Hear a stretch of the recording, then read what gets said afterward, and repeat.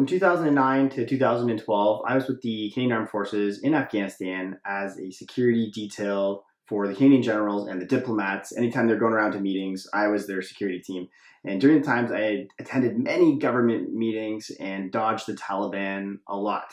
And around 2009, 2010, before bin Laden was taken out, there was many suicide bombings in Kabul. And these bombs would just go off either in vehicles or also people wearing vests. And at times, like, just think about this. It's a Sunday morning, whatever. People are shopping at the market. You guys do that generally. 40 people would die in a suicide bombing by the Taliban. Now, this weekend, the Taliban are walking right into the presidential palace. I have been in Kabul when the Taliban were doing a complex attack, attacking the presidential palace. Now they just get to walk right in and sit into the chair of the president and just chill there. It's sickening to see right now. And that place, the presidential palace, used to be one of the most secure places in all of Afghanistan.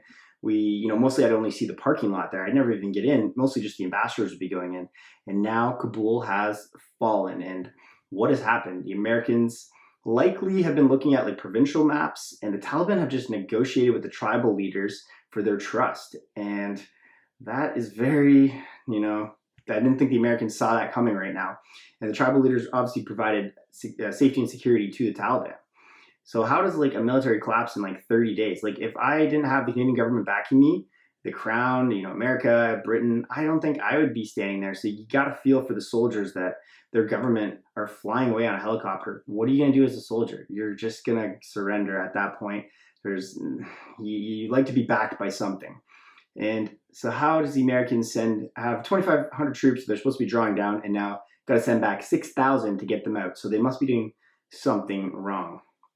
Now President Biden today, he wants to switch the narrative to be all about getting the American troops out.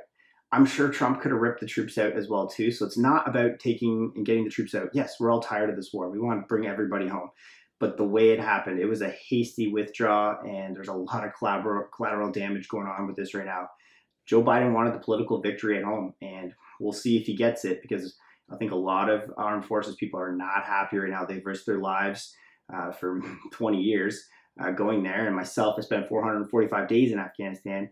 You kind of don't want it to be for nothing. Just to have this ending right now is really difficult.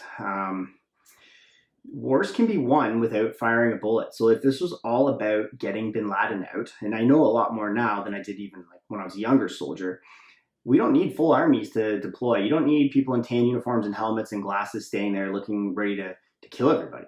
Clearly not, because the Taliban rolled right in through talking to tribal leaders to, take over all of Afghanistan in a very short period of time. So if this was all about just bin Laden, we should have been doing a lot more intelligence and a lot more, we knew back then Pakistan was bringing in all the Taliban fighters. So I don't understand why we're on a defensive in Afghanistan when the people were coming for their offense from Pakistan. So crazy times right now. To anybody that has been serving and you have served over there or anywhere in general, or you support the mission, or people, we really appreciate all your support over the years.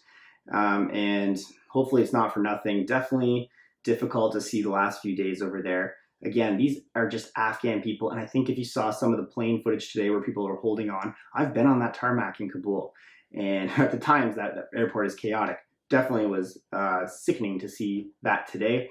Those are just people. You can see it's teenagers. These are people that they drive taxis. They go to the markets. They have stores, restaurants. It's not so foreign, this place. I know if you're watching this in North America, you might think it's totally crazy. But with social media right now, you're seeing it's just like some normal people that are running to catch a plane because they're fearful of these people. And yeah, with Russia backing the Taliban at the moment and China, it's interesting to see what kind of Cold War we're going to be getting into right now and how that's going to affect North America in the future. Will other countries trust the West? Because if we're just going to rip Band-Aids off so hastily, and today even the president was saying that we're not in there to build nations, we were just in there to get bin Laden. Fair enough, but then, they got to stick to their guns.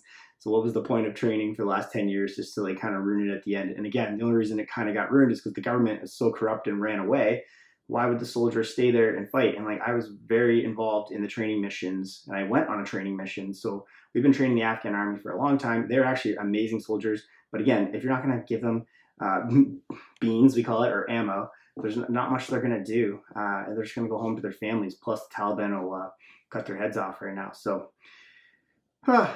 not ideal, but I'd love to hear your guys' comments down below and what you guys think is going to go forward and how this is going to affect North America economically. I'd love to hear what you guys think. And thank you guys for anybody watching who's served. And we'll see you guys on my next video. Bye.